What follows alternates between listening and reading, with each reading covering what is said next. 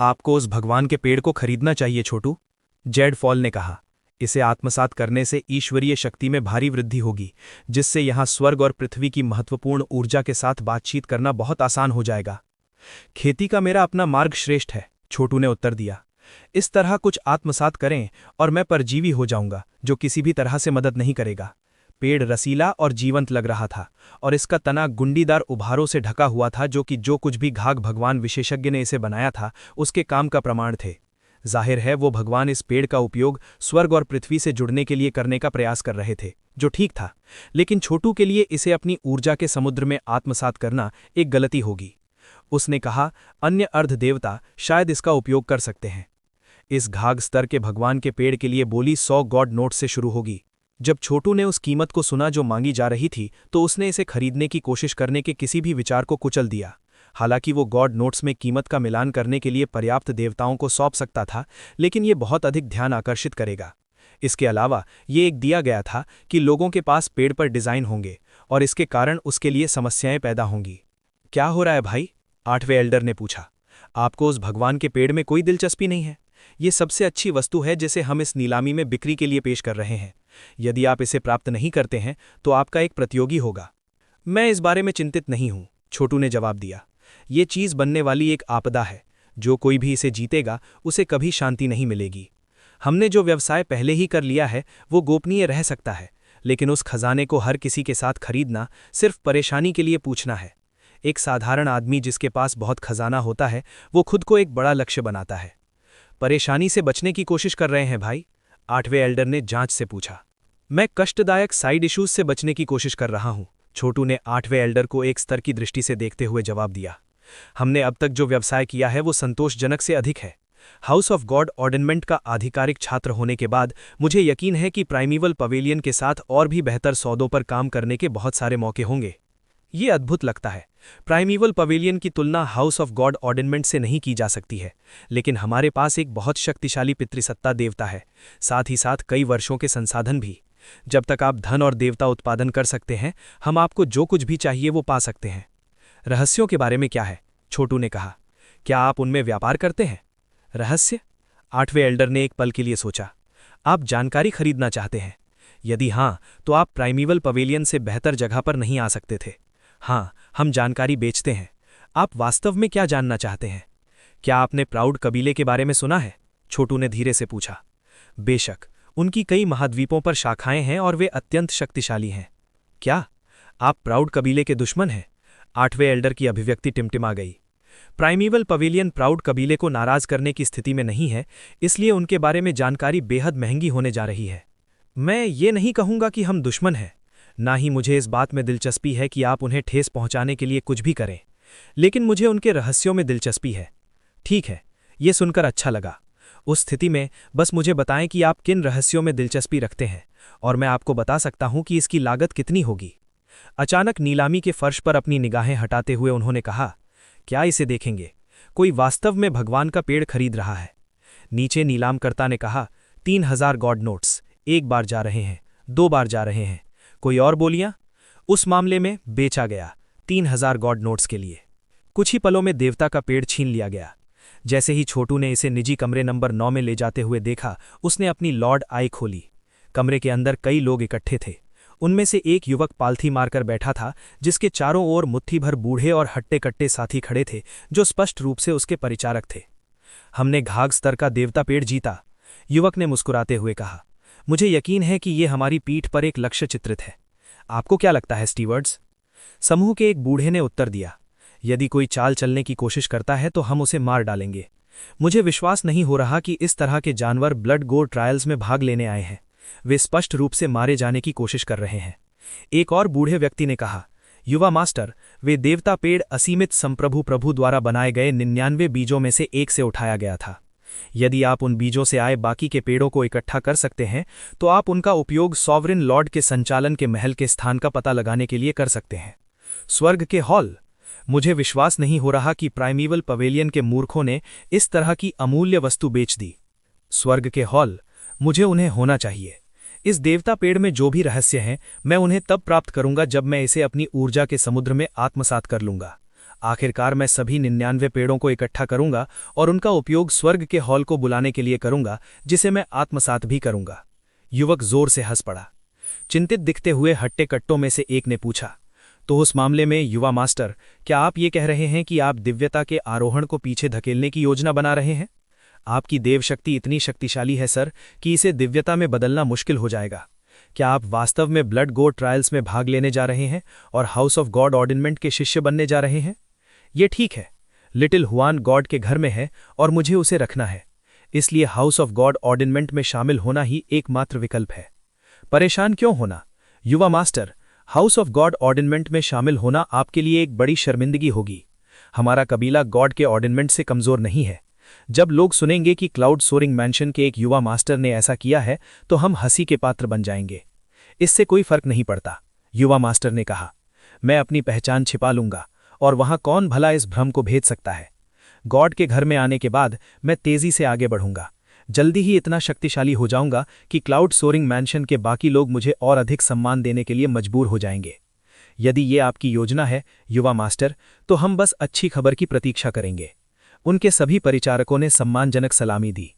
इसके साथ ही युवा मास्टर ने गहरी सांस ली, जिससे देवता का पेड़ लपटों में फट गया, शक्ति की अभिव्यक्ति में सिकुड़ गया और अपनी ऊर्जा के समुद्र में उड़ गया। वहां कर्कश आवाजें सुनी जा सकती थीं, जैसे शक्ति एक बहाव की तरह उसके माध्यम से बह रही हो। चलो यहां से चलते हैं। मैं पहले ही दिव्यता के आरोहण के शिखर पर हूं। प्राइमीवल पवेलियन के मूर्खों को स्पष्ट रूप से पता नहीं था कि इस देवता पेड़ के साथ उनके हाथों में क्या था। मुझे विश्वास नहीं हो रहा कि उन्होंने इसे मुझे केवल 3000 गॉड नोट्स के लिए दिया है। पहले मुझमें देव शक्ति की थोड़ी कमी थी, लेकिन अब नहीं। मैं किसी भी समय चाहूं तो केवल एक विचार के साथ दिव्यता के आरोहण तक पहुंच सकता हूं। इसके साथ ही उनका पूरा समूह हवा में गायब हो गया। वो स्पष्ट रूप से एक टॉप विशेषज्ञ है, छोटू ने सोचा। देव की दुनिया वास्तव में छिपे हुए ड्रैगन और झुकते बाघों से भरी हुई है। अर्ध देवताओं के बीच भी कुछ खतरनाक लोग होंगे। मुझे सावधान रहना होगा। उदाहरण के लिए ऐसा लगता है कि ये आदमी दिव्यता के आरोहण के कगार पर है। इसके साथ ही वे अपने लोगों को नीलामी हाउस से भी बाहर निकल लिए। तवरना में वापस आए, उन्होंने अपने हासिल की गई औषधीय गोलियों को विभाजित किया और खेती का एक नया सत्र शुरू किया। उन्होंने 10 दिशाओं भगवान अभिसरण झंडे को भी सक्रिय किया। जब 10 दिशाओं की शक्ति प्रवाहित होने लगी तो ऐसा लगा जैसे वे देव शक्ति से बने एक विशाल बैग में लिपटे हुए हैं। जैसे जैसे उन्होंने अपने श्वास व्यायाम किए और अपनी विभिन्न तकनीकों के साथ काम किया, उनकी देव शक्ति बढ़ी और साथ ही उन्होंने इसे कम करने के लिए दबाव डाला। बहुत पहले औषधीय गोलियां सब आत्मसात हो गईं। इससे पहले लाइटनिंग ड्रैगन राइजर इस धारणा के तहत था कि उसकी देव शक्ति चरम स्तर पर पहुंच गई थी और वो एक बड़ी सफलता के कगार पर था। वे कभी अनुमान नहीं लगा सकता था कि उसे वास्तव में बहुत अधिक प्रगति करनी है। भगवान बनना स्पष्ट रूप से कोई आसान काम नहीं था। उसने कहा, सच्चाई जानना उसके लिए अच्छी बात थी और इससे उसे एहसास हुआ कि लाइटनिंग बोल्ट महाद्वीप कितना पिछड़ा हुआ था। बहुत अच्छा, अब वे वास्तव में शक्तिशाली होते जा रहे थे। उनके पास इतनी सारी औषधीय गोलियां थीं कि सामान्यतः बोलते हुए भले ही उनके पास एक बड़ा समूह हो, उन्हें ठीक से आत्मसात करने में वर्षों लग सकते हैं। भगवान की गोलियां बड़ी मात्रा में लेने के लिए डिजाइन नहीं की गई थीं, लेकिन छोटू के गॉड लीजन सील ने सब कुछ बदल दिया। वे आसानी से जलती हुई श्रीथुल अफाई से किसी भी अशुद्धता को दूर कर सकते थे। जैसे जैसे दिन बीते, सभी ने अपनी देव शक्ति में नाटकीय सुधार और उन्नति का अनुभव किया। छोटू के लिए उन्होंने गॉड नोट्स के अपने ज्ञान को आगे बढ़ाया। अब ये केवल अपना खुद का बनाने की इच्छा होने की बात नहीं थी, बल्कि वो इस रहस्यमय ज्ञान को भी अनलॉक करना चाहते थे। जब वे गॉड नोट्स बनाने के बिंदु पर पहुंच गए तो वे अपने सेज एम्परर ग्रैंड मैजिक को और भी ऊंचे स्तर पर पुश कर सकेंगे।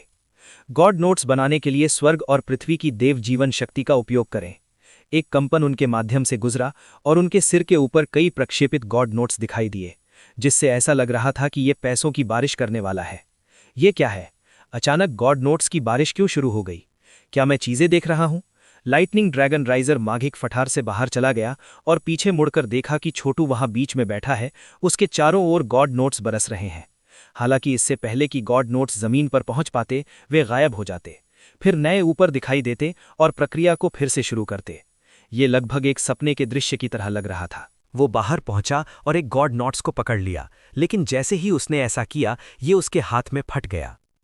उसे अपने मुंह से खून के साथ पीछे की ओर फेंक दिया, जब तक कि वो अपनी पीठ पर बेहोश नहीं हो गया।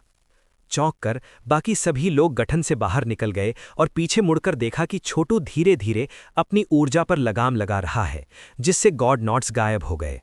क्या चल रहा है? ब्रह्मा ने पूछा। ये सब किस बारे में है? मैंने एक गॉड नॉट परिवर्तन को उकसाया, छोटू ने कहा। धन की शक्ति का उपयोग करके जनता के लिए उदारता नामक एक हत्या की चाल बनाई। मेरे ऋषि सम्राट ग्रैंड मैजिक से कुछ नया। लाइटनिंग ड्रैगन राइजर ने सोचा होगा कि गॉड नॉट्स असली थे, और जब उसने उन्हें पकड़ने की कोशिश की तो उसे एक बड़ा झटका लगा।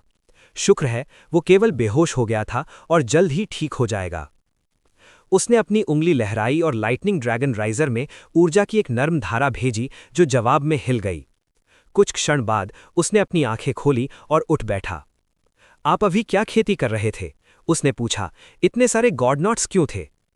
मैंने जनता के लिए उदारता नामक एक नई तकनीक का कुछ ज्ञान प्राप्त किया। आपने अभी जो अनुभव किया वो एक छोटी सी परीक्षा थी।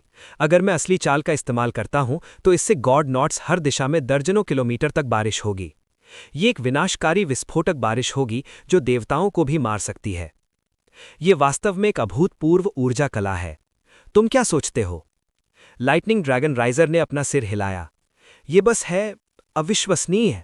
आप अपने दुश्मन पर हमला करने के साधन के रूप में गॉड नॉट्स का उपयोग कर रहे हैं। कितना फिजूल खर्ची। मैंने पहले कभी किसी को ऐसा कुछ करते हुए नहीं सुना। क्या इसका मतलब यह है कि आप अंततः असली गॉड नॉट्स उत्पादन करने में सक्षम होंगे?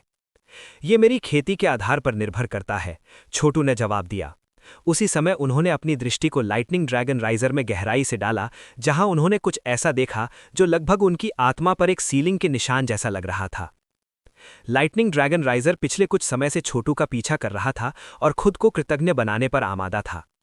वो वास्तव में छोटू के साथ ऐसा व्यवहार कर रहा था जैसे कि वो किसी प्रकार का सर्वशक्तिमान नेता हो। बेशक उनमें से कुछ ऋषि सम्राट ग्रैंड मैजिक का परिणाम था, जिसने छोटू को केवल एक विचार के साथ एक ऋषि या सम्राट बनने दिया। जनता के लिए उदारता वास्तव में एक शक्तिशाली कदम था। यह हवा को गॉड नॉट्स की बारिश से भर देगा जो इतने यथार्थवादी थे कि उन्हें किसी चीज के रूप में पहचानना मुश्किल होगा।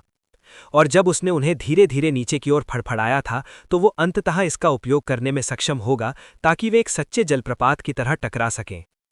इस कदम का नाम इसलिए रखा गया था क्योंकि ये स्वर्ग और पृथ्वी में धन प्रकट करेगा, जिससे जनता को अनंत आशीर्वाद मिलेंगे। पर्याप्त धन होने पर कोई भी गरीब या भूखा नहीं होगा और इसके बजाय फलदायी और खुशहाल जीवन जिएगा। वास्तव में इसने बौद्ध स्कूलों की शिक्षाओं को सुना और दान देने की, जिसमें दुनिया के चिलियोकॉज्म के खजाने को दान करना शामिल था। इस प्रकार इसे जनता के लिए उदारता कहा जाता था। अपने पैरों पर खड़े होकर लाइटनिंग ड्रैगन राइजर ने आंतरिक रूप से स्वयं का आकलन किया और ये जानकर राहत मिली कि कोई चोट या बाधा नहीं थी। वो तेजी से महसूस कर रहा था कि जब से वो छोटू से मिला है तब से उसकी ऊर्जा कला लगातार आगे बढ़ रही है। अचानक सभी को महसूस हुआ कि उन्हें जो पदक दिए गए थे वो कंपन कर रहे थे। बाहर निकालते हुए उन सभी ने ठंडे स्वर में बोली गई एक ही घोषणा सुनी। भगवान के घर के आदेश के रक्त रंजित परीक्षण शुरू होने वाले हैं। सभी प्रतिभागी समूहों में रखे जाने के लिए हॉल ऑफ गॉड ऑर्डेनमेंट में आएंगे। टेलीपोर्टेशन पोर्टल फिर उन्हें परीक्षणों में ले जाएगा। जो भी देर से आएगा उसे प्रवेश करने से मना कर दिया जाएगा और उसे भविष्य के परीक्षणों के लिए पंजीकरण करने की अनुमति नहीं दी जाएगी। छोटू अपने पैरों पर खड़ा हो गया। अंत में भगवान की दुनिया में मौजूद टॉप संप्रदायों पर एक नज़र डालने के लिए उत्सुक था। शायद उसे कुछ असली देवताओं की झलक भी मिल जाए। आज तक उसने अभी तक किसी सच्चे देवता को नहीं देखा था। यहां तक कि एग्रेट आइलैंड पर जिस रक्त बेबी से उसने लड़ाई की थी वो भी वास्तव में एक देवता नहीं था। सावधान रहें हर कोई, छोटू ने कहा। और अगर आप में से किसी को क्लाउड सोरिंग मैंशन के एक युवा मास्टर से मिलता है तो विशेष रूप से सावधान रहें। याद रखें, मैंने आप सभी में सच्ची ऊर्जा रखी है जिसका उपयोग आप आपातकाल की स्थिति में कर सकते हैं। यद्यपि सफलता या असफलता इस बात पर निर्भर करेगी कि आप इसका उपयोग कितनी कुशलता से करते हैं। अगर कोई अहंकारी युवा मास्टर हमें मार डालने में कामयाब हो जाता है तो इसका मतलब होगा कि हमारी वर्षों की कड़ी मेहनत व्यर्थ हो जाएगी। यही डूम और बाकी सभी सोच रहे थे। लोग पहले से ही शहर के बीच में विशाल हॉल में इकट्ठा हो रहे थे और उसमें टेलीपोर्टेशन पोर्टल में जा रहे थे। ये छोटू का पहली बार था जब उसने भगवान की दुनिया में टेलीपोर्टेशन पोर्टल देखा था, और जब उसने और उसके ग्रुप ने उस पर कदम रखा तो चमकदार रोशनी चमकी और सब कुछ झुकने लगा क्योंकि स्थानीय शक्ति उन्हें घेर रही थी। उन्हें गर्मी के विस्फोट जैसा कुछ महसूस हुआ, फिर वे कहीं और थे। चारों ओर देखकर उन्होंने महसूस किया कि वे एक विशाल गहरी घाटी में थे जो अस्पष्ट रूप से लौकी के आकार की थी। घाटी के दोनों ओर की चट्टानें ऐसे व्यक्तियों से घिरी हुई थीं जो शॉकिंग आभा से स्पंदित हो रही थीं। देवताओं, वे सभी देवता हैं। शौक की चीखें गूंज उठीं। हालांकि छोटू और उसके अनुयायियों ने चुपचाप चारों ओर देखा। वे भीड़ के बड़े समूह का केवल एक छोटा सा हिस्सा थे जिन्हें टेलीपोर्ट किया जा रहा था। ये देखते हुए कि ब्लड गो ट्रायल में कितने लोग भाग लेंगे, तो ये स्पष्ट था कि उन्हें प्राइमल केओस महाद्वीप पर आयोजित नहीं किया जाएगा। हॉल ऑफ गॉड ऑर्डेनमेंट ने इस कार्यक्रम को दूसरे बड़े महाद्वीप पर आयोजित करने की व्यवस्था की थी। चारों ओर देखकर छोटू देख सकता था कि लाखों लोग मौजूद थे, अच्छे और बुरे लोगों का एक वास्तविक खिचड़ी थी। चट्टानों पर सभी आकृतियां निम्न देवता लग रही थीं, लेकिन वो नियंत्रण बनाए रखने के लिए पर्याप्त से अधिक थीं, विशेष रूप से ये देखते हुए कि आवश्यकता पड़ने पर वो सेना में शामिल हो सकती थीं। महिलाओं और सज्जनों, देवताओं में से एक ने कहा, और जैसे ही उसने भीड़ को देखा, छोटू को आदमी के निगाहों से होने वाले दर्द को महसूस करना था। चौंकाने वाली बात यह थी कि वो एक आम देवता था। मौसम अभी भी बेहद गर्म था। हर किसी को अपनी रक्षा के लिए अपनी दैवीय शक्ति का उपयोग करने की आवश्यकता थी ताकि वे अस्तित्व से बाहर ना हो जाएं। ये भगवान की दुनिया से ही एक प्रभाव था। हॉल ऑफ गॉड ऑर्डेनमेंट में छोटू ने जो गर्मी का अनुभव किया था, वो असली गर्मी नहीं थी जो भगवान की दुनिया में अनुभव की जा सकती थी। संभवतः आप सभी ब्लड गो ट्रायल के नियमों से परिचित हैं। आपको 10,000 के समूह में रखा जाएगा और पहाड़ों में भेज दिया जाएगा। रास्ते वहां के स्थान हैं जहां आप लड़ेंगे। आपको दिए गए पदक संकेत करेंगे कि आप किस समूह में शामिल होंगे। समझा? जैसे ही भगवान के शब्द गूंज रहे थे, छोटू को अपने पदक को कंपन करने महसूस हुआ। यह दर्शाता है कि वो पहले समूह में था। बिना किसी हिचकिचाहट के वो भीड़ में अन्य लोगों के साथ हवा में उड़ गया। माहौल तनावपूर्ण था, जैसा कि आशा की जा सकती थी कि केवल एक ही व्यक्ति जीवित रहेगा। जैसे जैसे वे घाटी में आगे उड़ रहे थे, हर कोई इस बात के बारे में सोच रहा था कि 9,999 लोग मरने वाले हैं। नहीं, कोई डर से बेहोश हो गया। हालांकि इससे उनका कोई भला नहीं हुआ, क्योंकि ऊपर के देवताओं में से एक ने हाथ लहराया जिसने उन्हें उठा दिया।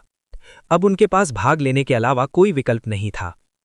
ब्लड गो ट्रायल से पीछे हटने की अनुमति नहीं थी, और यद्यपि उस व्यक्ति को उठा दिया गया था, यह स्पष्ट था कि वे इतने कमजोर थे कि वो मर जाएंगे। ऐसा कोई तरीका नहीं था कि ऐसा कोई व्यक्ति इस तरह के परीक्षण से बच सके। शुक्र है, लाइटनिंग ड्रैगन राइजर ने यह सुनिश्चित कर लिया था कि छोटू और उसके लोगों को एक ही समूह में नहीं रखा जाना था। हालांकि ब्लड गो ट्रायल में धोखाधड़ी की अनुमति नहीं थी, लेकिन प्रारंभिक व्यवस्था के दौरान थोड़ी लचीलेपन की अनुमति थी। ये तीव्र होने वाला है, छोटू ने सोचा। घाटी में कुछ किलोमीटर आगे पहाड़ों में कई रस्तों को देखा जा सकता था, जिनमें से केवल एक ही खोला गया था।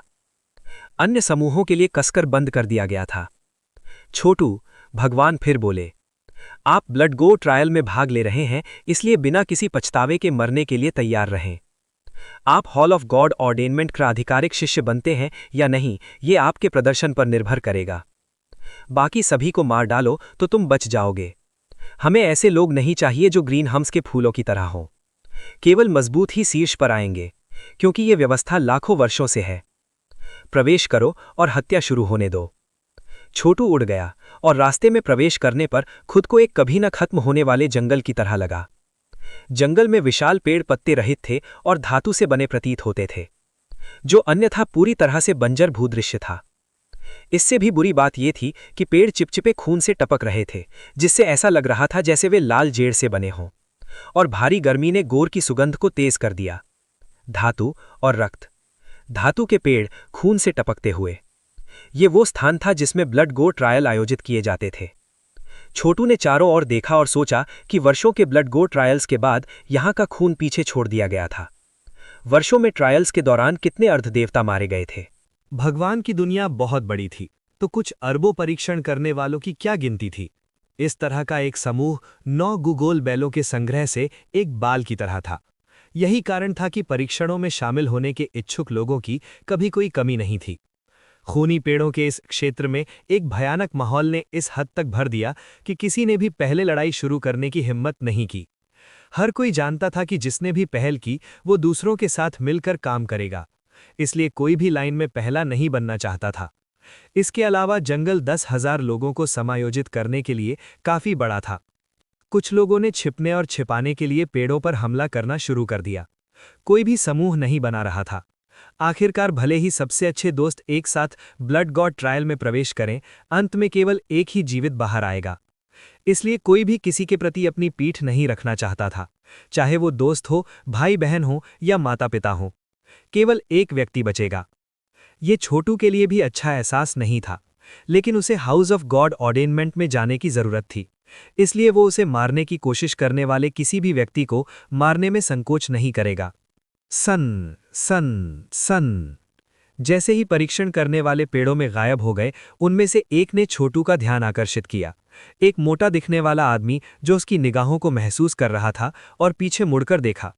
उस आदमी का चेहरा गिर गया और वो निकटतम पेड़ की कांटेदार शाखाओं में घुस गया, जिससे उसे एक उत्कृष्ट रक्षात्मक स्थिति मिली। वो आदमी मांसपेशियों का एक द्रव्यमान था जो अनंत शक्ति के साथ विस्फोट करने के लिए तैयार लग रहा था। फिर भी वो एक बंदर की तरह अंग था, जितना कि वो शाखाओं के बीच फिसला था। पेड़ बहुत बड़े थे, उनकी शाखाएं आसानी से 60 वर्ग मीटर के क्षेत्र को भर देती थीं, और शाखाएं इतनी नुकीली थीं कि बहुत कम लोग उनके भीतर छिपने को तैयार होंगे। लेकिन यह हट्टा कट्टा आदमी इस क्षेत्र को रक्षात्मक स्थिति के रूप में उपयोग कर रहा था। अरे, आदमी ने कहा, तुम कौन हो बेटा? सेना में शामिल होने में रुचि रखते हैं? सेना में शामिल होन? छोटू ने कहा। अंदर वो ठंड से हंस रहा था। ऐसा कोई तरीका नहीं था जिससे ये आदमी वास्तव में टीम बनाना चाहता था। इस बात का क्या मतलब होगा देखते हुए कि केवल एक ही व्यक्ति मुकदमे से बच पाएगा। टीम बनाना कुछ और नहीं बल्कि एक प्रारंभिक मौत को डेट करना होगा, एक बाघ से उसकी खाल मांगना। आप वास्तव में ये काम कैसे कल्पना करते हैं? उन्होंने कहा। हम दोनों के बीच अस्थायी संघर्ष विराम पर सहमत हैं और एक दूसरे की रक्षा के लिए काम करते हैं। फिर जब बाकी सभी मर जाते हैं तो हम दोनों के बीच द्वंद्व युद्ध करते हैं। ये अंत तक टिके रहने का सबसे सुरक्षित तरीका है। क्षमा करें, दिलचस्पी नहीं है, छोटू ने शांत स्वर में कहा। ब्लड गॉड ट्रायल में ट्रूस पूरी तरह से हॉगवॉश है। क्या आपने सच में सोचा था कि मैं आप पर इस तरह भरोसा करूंगा? हट्टे कट्टे आदमी ने कंधे उचकाए। ठीक है, मुझे लगता है कि आपको मरना होगा, लेकिन आपके पास जीवित रहने का 50% मौका हो सकता है, उन सभी अनकही कठिनाइयों को देखते हुए जिन्हें मुझे पर्दे के पीछे की कुछ जानकारी प्राप्त करने का सामना करना पड़ा। आप देखिए, मैंने iron blood grand divine ability की खेती में 10 साल बिताए, जो मुझे इन पेड़ों के बारे में गहन ज्ञान देता है। यदि आप मेरे साथ काम करते हैं तो हम शाखाओं में छिप सकते हैं और उनका उपयोग असावधान विरोधियों पर हमला करने के लिए कर सकते हैं। इस आदमी से जितना अधिक उसने सुना, उतना ही कम उसने उस पर भरोसा किया। ठीक है, बधाई हो, शायद आप वास्तव में परीक्षण पास कर लें और हाउस ऑफ गॉड ऑर्डेनमेंट के आधिकारिक शिष्य बन जाएं। तुम मूर्ख, वो आदमी गुर्राया, गुस्से में कि छोटू उसकी किसी भी चाल के झांसे में नहीं आ रहा था। सन सन सन अचानक एक तलवार हवा में छोटू की ओर घुस आई, सिवाय इसके कि एक पल पहले वहां कोई नहीं खड़ा था। एक अदृश्यता तावीज, छोटू ने कहा। हंसते हुए उसने बाहर पहुंचकर अपनी तर्जनी और मध्यमा उंगली को तलवार पर जकड़ लिया, जो तड़कने से पहले एक पल के लिए कांपी। तभी एक महिला दिखाई दी, जो इस एहसास पर चौंक और डर से पीछे की ओर हट गई कि छोटू स्पष्ट रूप से उससे कहीं अधिक शक्तिशाली था। छोड़ दो, मुझे महिलाओं की हत्या करने में कोई दिलचस्पी नहीं है। अपनी उंगली को झटकते हुए उसने अपने चारों ओर रक्षात्मक एम्पीरियल एनर्जी का एक पारदर्शी बुलबुला बुलाया, फिर महिला को विपरीत दिशा में उड़ने के लिए अपनी आस्तीन लहराई। ठंड से खर्राटे लेने के बाद उसने सांस छोड़ी, जिससे हरी ऊर्जा की एक धारा निकली, जिसने उसे घेर लिया और उसे अदृश्य बना दिया। बेशक इसने जमीन में छोड़े गए पैरों के निशान को छिपाने के लिए कुछ नहीं किया। छोटू की लॉर्ड जाई ने उसकी क्षमता की गहराई के बावजूद उसे उसके सामने प्रकट कर दिया। जैसे ही वो रेंगती हुई अदृश्य जमीन के नीचे अचानक चांदी की रोशनी से चमक उठी, जिससे उस पर गिरते ही उसमें से खून निकलने लगा। एक गड्ढा दिखाई दिया, जिसके भीतर एक छायादार आकृति थी, जिसने महिला को पकड़ लिया और उसे घेरने के लिए आग भेज दी। वो चिल्लाई, लेकिन इससे कोई फायदा नहीं हुआ और वो जल्द ही आत्मसात हो गई, अपने कपड़ों के अलावा कुछ नहीं छोड़ी। कितनी पावरफुल शैतानी तकनीक है, छोटू ने सोचा। दया से देख रहा था, लेकिन उसे बचाने के लिए कुछ नहीं कर रहा था। बम बम बम बम बम अचानक तलवारों, कृपाणों, भालों और भालों की एक मेजबान दिखाई दी, जो उसकी रक्षात्मक एम्पीरियल एनर्जी में छुरा भोंक रही थीं। बेशक उसका रक्षा परफेक्ट गॉड आर्ट का उत्पाद था और एक रैंडम आघात से पराजित नहीं किया जा सकता था। क्रिक, स्वेटरिंग। जैसे ही हथियार टूटे, 8 आकृतियां दिखाई दी, जिनमें से सभी अदृश्यता तावीज़ों का उपयोग कर रहे थे। भगवान की दुनिया में इस तरह के तावीज़ बहुत महंगे थे, लेकिन ब्लड गॉड ट्रायल में भाग लेने वाले लोग उनका उपयोग करने में नहीं हिचकते थे। अदृश्य रहना प्राथमिक तरीकों में से एक था जिनसे लोगों ने जीवित रहने की कोशिश की। जहां तक छोटू का सवाल है, इसके बजाय वो खुद को एक रक्षात्मक बाधा से घेर रहा था जो बहुत सी गॉड पावर बर्बाद कर देगा। कौन सा व्यक्ति जो साथ आया था उसे मारने की कोशिश नहीं करेगा? आखिरकार जिसने भी उसे मार दिया वो उसकी गॉड पावर को अवशोषित कर सकता था। परीक्षण करने वाले कई लोग इस तरह की रणनीति का उपयोग करेंगे, अपने प्रतिस्पर्धियों को मारने की कोशिश करेंगे और अपनी वास्तव में खतरनाक तकनीकों को उजागर करने से पहले उनकी गॉड पावर को अवशोषित कर लेंगे। ये आदमी इतना शक्तिशाली कैसे हो सकता है? समूह के सदस्यों में से एक ने कहा। वहां पुरुष और महिलाएं थीं, उनमें से कुछ बड़े थे, लेकिन वो सभी चौंक गए थे कि वो उनके हमले के खिलाफ खड़ा था। बूढ़े लोगों में से एक ने अचानक सांस छोड़ी, जिससे गड़गड़ाहट की गड़गड़ाहट गूंजी। समूह के अन्य लोग पूरी तरह से बिना तैयारी के पकड़े गए। अचानक हमले से कुछ टुकड़े टुकड़े हो गए और कुछ अस्तित्व से गायब हो गए। ये cosmic religious grand lightning blaster था, उनमें से एक ने चिल्लाया, जिन्हें टुकड़े टुकड़े कर दिया गया था। तुम्हें ये कहाँ मिला? ये कन्फ्यूशियस अकेडमी का एक बेशकीमती खजाना है। ये अपार शक्ति जारी करता है जो पनक झपकते ही राक्षसों और शैतानों का वध कर सकता है। तुम वास्तव में जानते हो कि क्या है? उस बूढ़े ने कहा। लेकिन क्या तुमने सच में सोचा था कि मैं तुम्हें बताने जा रहा हूं कि मुझे ये खजाना कहाँ मिला? उसने सांस ली, फिर अधिक बिजली की ऊर्जा छोड़ी। इसका उपयोग अपनी छाती के सामने एक सफेद बिजली की गेंद बनाने के लिए किया। फिर उसने एक जेड बोतल का उत्पादन किया और उसे कुचल दिया। एक लाल धुंध छोड़ी जो बाहर निकली और उसके मूल हमले के सभी बचे हुए लोगों को मार दिया। उन्हें रक्त में बदल दिया, जिसे उसने फिर से बोतल में वापस खींच लिया। रक्त समूह धुंध, रक्त शैतान परिष्करण, असीमित क्लोन निर्माण। रक्त ऊर्जा की 7 धाराएं निकली, फिर एक विशाल रक्त शैतान में बन गईं।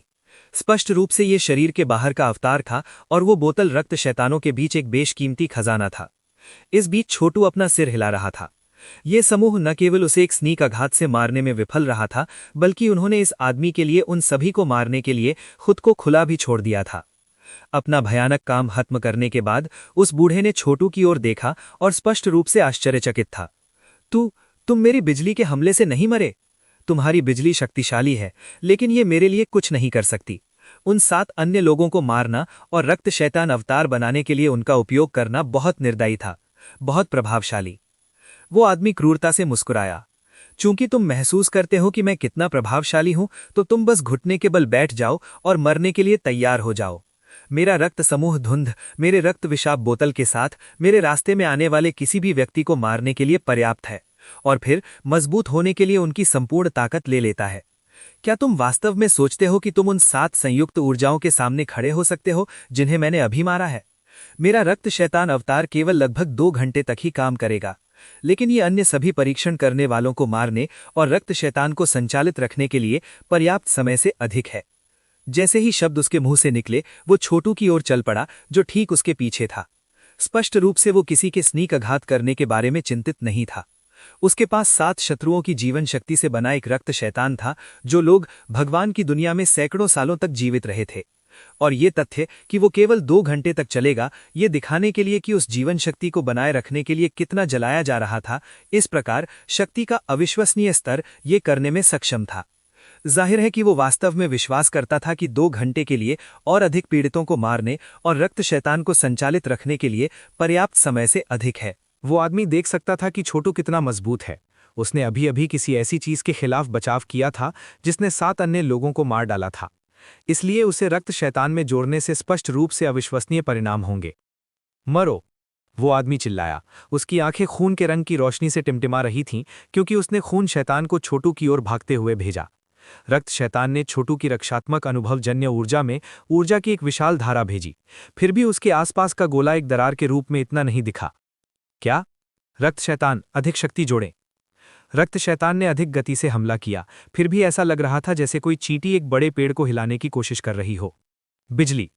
उसने एक बार फिर सफेद बिजली की गेंद को बुलाया, जो फट गई, जिससे सभी दिशाओं में बिजली के बोल्ट चटक गए। आसपास के कुछ लोग थे जो छिपे हुए थे और आश्चर्यजनक हमले करने की प्रतीक्षा कर रहे थे, लेकिन वे तुरंत मारे गए। दुर्भाग्य से बूढ़ा आदमी फिर से निराश हो गया जब उसकी बिजली ने छोटू के साथ एक भी काम नहीं किया। असंभव! उसने कहा, पीछे हटते हुए और अपने रक्त शैतान को वापस बुलाने की तैयारी करते हुए। हालांकि तभी छोटू ने अपना कदम उठाया। वो बाहर पहुंचा और रक्त शैतान बुरी तरह चिल्लाया क्योंकि ये अस्तित्व से मिटा दिया गया था। फिर छोटू ने अपनी हथेली बाहर रखी क्योंकि क्षेत्र की सभी सफेद बिजली उसके ऊपर एकत्रित हो गई थी।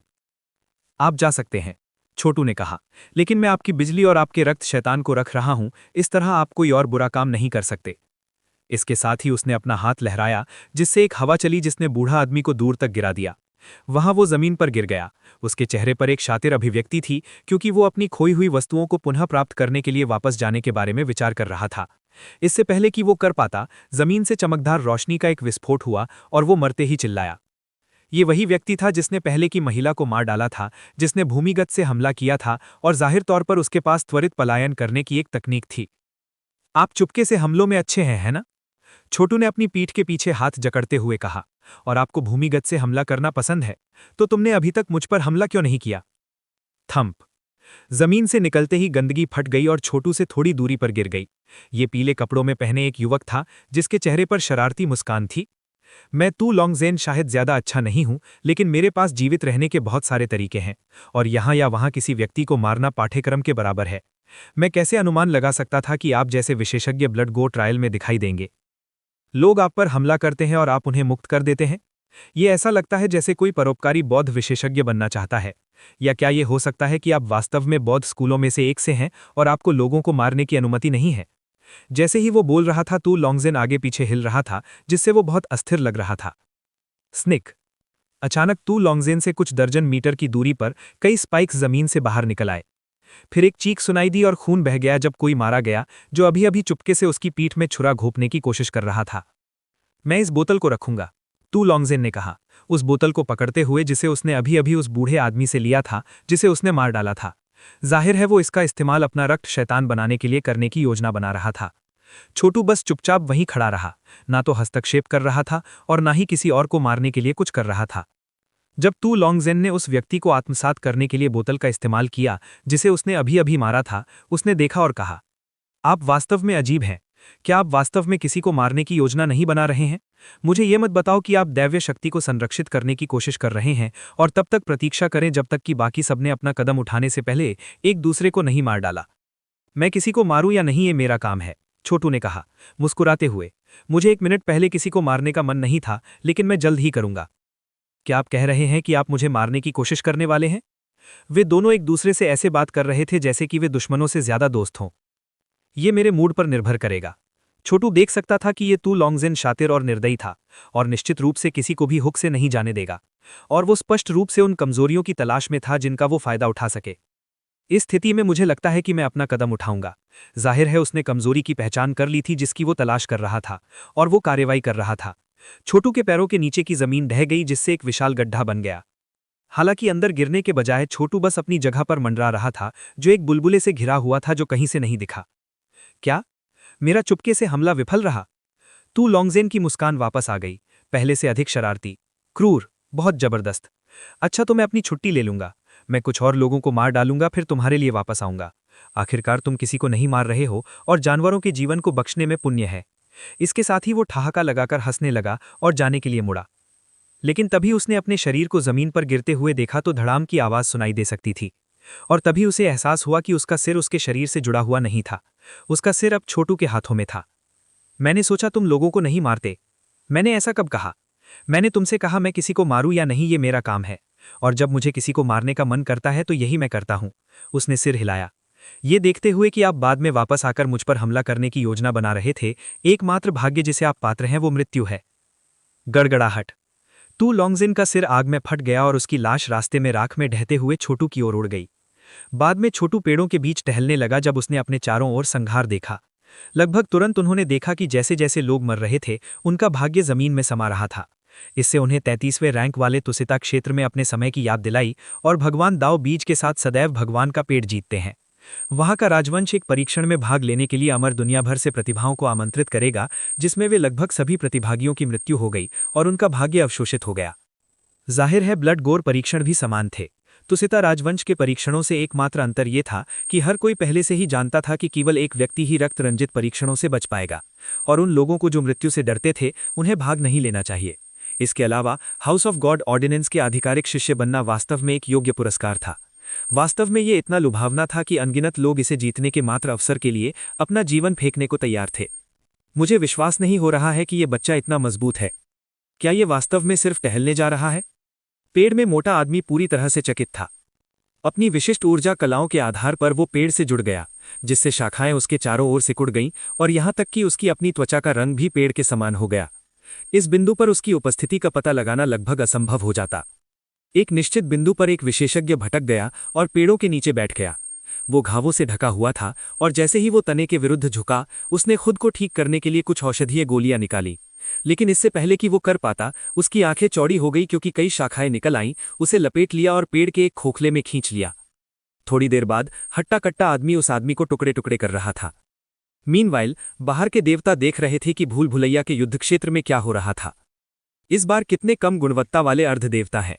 उनका भाग्य बिल्कुल भी प्रभावशाली नहीं है, हालांकि लड़ाई भीषण है। यह हमेशा एक अनुमान है कि ब्लड गोर परीक्षण के दौरान हमारे हाउस ऑफ गॉड ऑर्डिनेंस को कितना भाग्य मिलेगा। ये कुछ नहीं है। याद रखें, हम सबने उन्हीं लोगों की तरह शुरुआत की थी, 10,000 में से एक व्यक्ति।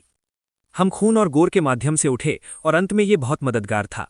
मुझे आश्चर्य है कि क्या मिश्रण में कोई आरोही है? मिश्रण में कोई ऐसा होना बहुत अच्छा होगा। आरोही? आपके सपनों में शायद। लोग कह रहे हैं कि देवताओं के लिए प्राचीन रास्ता निचली दुनिया से गायब हो गया है। हालांकि कोई नहीं जानता कि वास्तव में क्यों। किसी भी मामले में इसका मतलब है कि अब कोई आरोही नहीं होंगे। बेशक हम अशुद्ध दुनिया में जाने के लिए देवताओं के लिए प्राचीन रास्ते का उपयोग नहीं कर सकते। अफसोस, मैंने सुना है कि वहां बहुत सारा खजाना था, लेकिन मुझे लगता है कि अब यह हमारे लिए सील कर दिया गया है। वास्तव में एक अलग दुनिया। ये बहुत बुरा है। यदि देवताओं के लिए प्राचीन रास्ता चला गया है तो स्वर्ग और मनुष्य हमेशा के लिए अलग हो जाते हैं। यह अफसोस की बात है कि हम वहां नहीं जा सकते, लेकिन यह और भी बुरा है कि अशुद्ध दुनिया के लोग चढ़ नहीं सकते और देवता नहीं बन सकते। शायद चढ़ना अत्यंत कठिन है, लेकिन अशुद्ध दुनिया में किसी अत्याचारी की तुलना में देवता की दुनिया में कोई नहीं होना कहीं बेहतर है। एक विचारशील अभिव्यक्ति उसके चेहरे पर हावी हो गई। हालांकि आरोही वास्तव में बहुत जबरदस्त हैं। हमारे पास गॉड ऑफ ऑर्डिनेंस में कुछ आरोही हैं और वे हमेशा कदम तर कदम आगे निकलने की तत्परता रखते हैं। वास्तव में वे हमेशा हम जैसे लोगों से आगे निकलने के लिए तत्पर रहते हैं। उनके लिए ये ब्लड गोर परीक्षण बच्चों के खेल के समान होगा। वे असली लोग हैं। वे कदम तर कदम आगे बढ़ते हैं और शक्ति की ऊंचाइयों तक पहुंचते हैं। वे वास्तव में अजेय प्रतिभाएं हैं। दुर्भाग्य से मैं किसी को भी परीक्षण में आसानी से बाकी सभी का संहार करते हुए नहीं देखता। एक सच्चा आरोही शायद 1 घंटे के भीतर बाकी सभी को मार डालेगा। बेशक छोटू और उसके लोग सभी आरोही थे, हालांकि वे सभी को बहुत जल्दी मारकर बहुत बड़ा धमाल नहीं मचाना चाहते थे। वास्तव में सच तो ये था कि उन्हें 1 घंटे की आवश्यकता नहीं थी। उनमें से प्रत्येक अपने समूहों में अन्य परीक्षणकर्ताओं का संहार कर सकता था, जो आधा कप चाय पीने में लगता था। असली कारण ये था कि छोटू इतना परोपकारी व्यवहार कर रहा था और लोगों को मारने से पीछे हट रहा था। ये था कि वो बहुत अधिक ध्यान आकर्षित नहीं करना चाहता था। तो लॉन्गजिन, तो एक उपनाम है जिसका अर्थ है पृथ्वी, मिट्टी भी है। लॉन्ग का अर्थ है ड्रैगन और ज़ेन का अर्थ है सच। हालांकि ये पहली बार में मनगढ़ंत लग सकता है, ये वास्तव में एक बहुत ही प्रशंसनीय चीनी नाम है, इसलिए मैं इसे इस तरह से मान रहा हूँ। बेशक उसके पीले कपड़े पृथ्वी, मिट्टी का संदर्भ है और वो ज़मीन के नीचे से हमला करता है, इसलिए नाम उससे पूरी तरह मेल खाता है। लाइफ फॉरएवर गॉड ट्री के साथ चाप शुरू हुआ। छोटू जंगल में टहलता रहा, किसी भी बड़े वध को करने से रोक रहा था। कभी कभी लोग छाया से उस पर हमला करते थे और वो उन्हें मार डालता था, लेकिन इसके अलावा वो बहुत कुछ नहीं कर रहा था। इसके बजाय वो पहाड़ न दिखाने और पानी को प्रकट न करने की रणनीति अपना रहा था। आखिरकार वो जानता था कि ऊपर के देवता प्रतियोगिता पर कड़ी नजर रख रहे थे। अचानक जंगली हंसी उसके कान से मिली। तुम मैल, तुमने मुझसे लड़ने की हिम्मत कैसे की? मैं तुम में से हर एक का वध करने जा रहा हूं। तुम्हारे जैसे कचरे के साथ ब्लड गॉड ट्रायल में होना कोई चुनौती नहीं है। क्या कुछ असली विशेषज्ञ अपना चेहरा नहीं दिखा सकते? अजीब है, अजीब है, अजीब है। दूर से छोटू ने 1 दर्जन या उससे अधिक लोगों के एक समूह को एक युवक को घेरते हुए देखा। वास्तव में युवक लगभग सही विश्लेषण की तरह नहीं लग रहा था। वो इतना छोटा था कि वो एक छोटे लड़के की तरह दिखता था। एक बच्चे के कद के बावजूद उसने वयस्क कपड़े पहने थे जो चलते समय उसके पीछे जमीन पर घसीटते थे। ये खून से लथपथ था, हालांकि उसे इसकी परवाह नहीं थी। उसकी आवाज़ उसकी शक्ल से बिल्कुल भी मेल नहीं खाती थी। एक बच्चे की तरह लगने के बजाय वो एक बूढ़े आदमी की तरह लग रहा था। शायद वो कोई ऐसा व्यक्ति था जो किसी प्रकार की आत्मा की दवा का सेवन करने के बाद एक युवा उपस्थिति में वापस आ गया था। लड़के ने एक घड़वी पहली तकनीक उजागर की, जिससे बौद्ध प्रकाश चमकने लगा क्योंकि सुनहरे हाथों की झड़ियाँ दिखाई दी जो सभी दिशाओं में निकल गईं। जैसे ही वो बाहर उड़ते थे, उन्होंने एक तीव्र ध्वनि उत्सर्जित की जो हर चीज पर भारी पड़ जाती थी, जो दिव्य शक्ति से भरी हुई थी, जो देवताओं की सेना से शर्मीली लग रही थी। लड़के के आसपास सभी लोगों को उड़ा दिया गया। बुद्ध ब्रह्मांड को भेदते हैं, बुद्ध पहाड़ों और नदियों को हिलाते हैं, बुद्ध स्वर्ग और पृथ्वी को नष्ट करते हैं, बुद्ध चिलियो कॉस्म की कमान संभालते हैं। ब्रह्मांड पर बुद्धों का क्रोध, बुद्ध मनुष्यों की दुनिया को नष्ट कर देते हैं। उन्होंने कई विस्फोटक हथेली के हमले किए और एक में भी वो दया और दया नहीं थी जिसकी बौद्ध स्कूलों से उम्मीद की जा सकती थी। इसके बजाय वो दुष्टों को दंड देने और बुराई को खत्म करने के लिए उग्र बुद्ध के क्रोध की तरह थे। उनमें से एक हथेली से टकराने वाले प्रत्येक को पहले टुकड़े टुकड़े कर दिया गया, फिर राख में गिर गया। 1 दर्जन से अधिक लोगों का वध करने में केवल एक वॉली की आवश्यकता थी। एक उपलब्धि इतनी प्रभावशाली थी कि बाद में कोई भी पुनः चुपके से हमला करने की हिम्मत नहीं करेगा। धूल जमने के बाद छोटू ने टहलते हुए देखा। उसके चेहरे पर एक दुर्भावनापूर्ण अभिव्यक्ति दिखाई दी और उसकी उंगलियां पंजों में बदल गईं। तुम इतनी लापरवाही से क्या कर रहे हो लड़के? क्या तुम नहीं जानते कि ये बच्चों के खेल की जगह नहीं है? ये वध का युद्ध क्षेत्र है, यहां आओ। बच्चों का खेल? छोटू ने कहा। वो हंसा। आप सही कह रहे हैं, ये बच्चों के खेल की जगह नहीं है। उस स्थिति में आप अपनी माँ की चूची चूसने के लिए घर क्यों नहीं चले जाते? लड़के का चेहरा चमकीला लाल हो गया और वो क्रोध में चिल्लाने लगा। तुम्हारी हिम्मत कैसे हुई? क्या तुम जानते हो कि तुम किससे बात कर रहे हो? मैं बौद्ध द्वीप का संतान हूँ। मैं एक बौद्ध स्कूल में साधना का अभ्यास करता था, लेकिन अंत में मैंने उन सभी शापित भिक्षुओं का वध कर दिया। फिर मैंने कुछ और हत्या करने के लिए संप्रदाय छोड़ दिया। मेरे लिए कोई भी मैच नहीं है, फिर भी आप मुझसे इस तरह बात करने की हिम्मत करते हैं। तुम्हें नहीं पता कि मैं तुमसे कितना बड़ा हूं। हालांकि ऐसा लगता है कि तुम्हारी साधना सम्मानजनक है। उस स्थिति में यदि तुम अपने घुटनों के बल बैठ जाओ और दया की भीख मांगो तो मैं तुम्हारी जान बख्श दूंगा।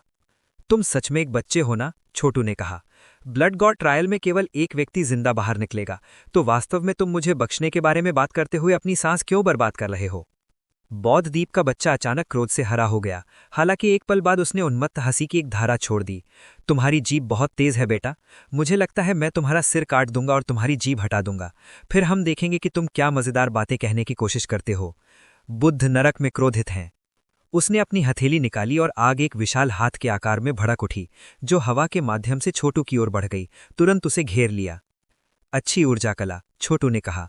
फिर उसने लापरवाही से अपना हाथ बाहर निकाला। ऊर्जा की 3 लहरें सेंड की जिन्होंने उग्र हाथ को चकनाचूर कर दिया। लड़का एक क्रोधित दहाड़ के साथ आगे बढ़ा और भी घड़वी पहली तकनीकों को उजागर किया। उनमें से प्रत्येक बुद्धों के क्रोध से भरी हुई थी। बुद्धों का उग्र गॉड फिस्ट। इस बार ये मुट्ठी का प्रहार था, लेकिन छोटू ने इसे आसानी से पूरा किया। फिर लड़के ने घातक लातों की एक श्रृंखला शुरू की जो इतने चौंकाने वाले हत्या के इरादे से भरी हुई थी कि इसे बचने के लिए छोटू को पीछे की ओर तैरना पड़ा। परिणाम स्वरूप लड़के के पैर लोहे के पेड़ों से टकराए जिससे वे उखड़ गए और किनारे पर उड़ गए। शक्ति का ये स्तर स्पष्ट रूप से अर्ध भगवान से परे था। ये कहा जाना चाहिए कि छोटू अब भी हमलों की शक्ति को नकार सकता था, लेकिन लड़के ने केवल बढ़ती गति और क्रूरता के साथ हमला करना जारी रखा। Psychotic devil Lokpal barrier. कई अनुमान प्रकट हुए जो बेरोक-टोक प्री हेवन मंत्र गठन बनाने के लिए वाइडली घूम रहे थे। ये एक बौद्ध स्कूल के निरंकुश लोकपाल की ऊर्जा कला की तरह थी जिसे शैतानों को रोकने के लिए डिजाइन किया गया था, और ये छोटू को फंसाने के लिए जल्दी से चक्कर लगाने लगा। छोटू ने अपनी उंगली लहराई जैसे कि वो हवा के बीच में शब्द लिख रहा हो, और इसके परिणाम स्वरूप साइकोटिक डेविल लोकपाल बैरियर टूटने लगा। ये कहा जाना चाहिए कि ये लड़का छोटू का अब तक का सबसे शक्तिशाली प्रतिद्वंदी था, जो भगवान बनने के बहुत करीब था, और वो लड़ना समाप्त नहीं हुआ था। बिना रुके उन्होंने गहरी सांस ली, जिससे उनके पीछे एक लोकपाल की धर्ममूर्ति दिखाई दी। Grand Lokpal god king. बड़बड़ाहट। ये एक देव राजा की ऊर्जा कला थी। आखिरकार ग्रैंड लोकपाल गॉड किंग बौद्ध स्कूलों के एक महान रक्षक थे जो मनोह शैतानों का वध करने में विशेषज्ञ थे।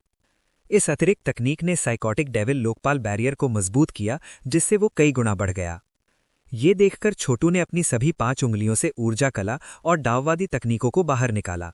ये ऐसा था जैसे कोई संत मनुष्यों की दुनिया में उतर आया हो, अवर्णनीय शक्ति से फट रहा हो। स्निक। उन्होंने लोकपाल देव राजा को पकड़ा, फिर उसे एक शरीरा में कुचल दिया जो वास्तव में एक डिविनिटी का उच्च गुणवत्ता वाला टुकड़ा था। लानत है, तुमने मेरे ग्रैंड लोकपाल देव राजा को नष्ट कर दिया। इस बिंदु पर लड़के को एहसास हुआ कि छोटू वास्तव में एक दुर्दश्य प्रतिद्वंदी था। किसने सोचा होगा कि इस तरह के विशेषज्ञ ब्लड गॉड ट्रायल में होंगे। कोई बात नहीं, मुझे बस अपनी पूरी शक्ति का उपयोग करना होगा। जल्द ही तुम्हें एहसास हो जाएगा कि मैं कितना दमनकारी हो सकता हूं। ज्यों ही उसके मुंह से शब्द निकले, उसने अपने भीतर एक सीलिंग निशान खोल दिया। स्वर्ग से भगवान, दिव्यत्व का अभिसरण, गोल्डन एपेक्स बौद्ध दीपक, देवताओं की सेना में शामिल हों, कम दिव्यत्व रूप ले लो। ऊर्जा की जंगली धाराएं बौद्ध द्वीप के बच्चे को घेर रही थीं, साथ ही ड्रैगन जैसी बिजली के कई बोल्ट भी। क्षेत्र में सब कुछ इतनी हिंसकता से हिल रहे थे कि अप्रत्याशित रूप से छोटू की रक्षात्मक एम्पीलियन ऊर्जा भी कांपने लगी। प्रदर्शन पर मौसम संबंधी घटनाएं इतनी तीव्र थीं कि परीक्षण में अन्य विशेषज्ञों ने देखा कि क्या हो रहा है। जंगल के कई विशेषज्ञों के चेहरे पर अब निराशा के भाव थे। हम इतने बदकिस्मत क्यों हो गए? मुझे विश्वास नहीं हो रहा है कि कोई दिव्य स्वर्गारोहण तक पहुंच रहा है। उन्होंने अपनी शक्ति को नियंत्रण में रखा, ब्लड गॉड ट्रायल्स में शामिल हुए और जानबूझकर यहां भगवान बनने का इंतजार किया। बहुत से लोग यही सोच रहे थे। हालांकि बौद्ध द्वीप का बच्चा केवल एक छोटे भगवान बनने का लक्ष्य बना रहा था, फिर भी ये दिव्य स्वर्गारोहण था। पहले ही वो दिव्य क्लेश से घिरा हुआ था, जो खतरनाक होने के बावजूद वास्तव में एक सुरक्षा उपाय था, क्योंकि किसी ने भी उसके बहुत करीब जाने की हिम्मत नहीं की। एक दीपक अचानक उसके सिर के ऊपर प्रकट हुआ, जो तीव्र आग से जल रहा था, क्योंकि इसने दिव्य क्लेश की शक्ति को अवशोषित कर लिया था। सामान्यतः दिव्य स्वर्गारोहण के क्लेश में कई अलग अलग क्लेश थे, जिन्हें पार करना अविश्वसनीय रूप से कठिन था। हालांकि इस बौद्ध द्वीप के बच्चे ने किसी तरह एक बौद्ध दीपक प्राप्त कर लिया था, जो इस तरह के क्लेशों से निपट सकता था। ऐसे में वो बिल्कुल भी कमजोर स्थिति में नहीं था।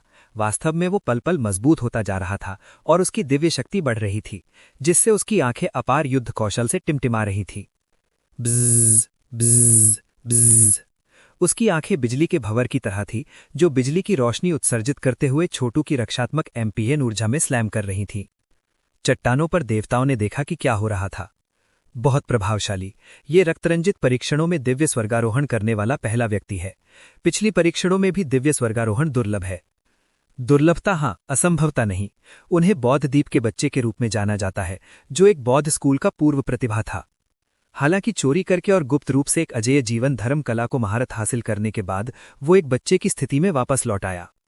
उन्होंने उसे कैद करने और उसकी ऊर्जा कलाओं को अपंग करने की कोशिश की, लेकिन वो भाग निकला और यहां तक कि अपने स्कूल से गोल्डन एपेक्स बौद्ध लैंप चुराने में भी सफल रहा, जिसका उपयोग क्लेशों को अवशोषित करने के लिए किया जा सकता है।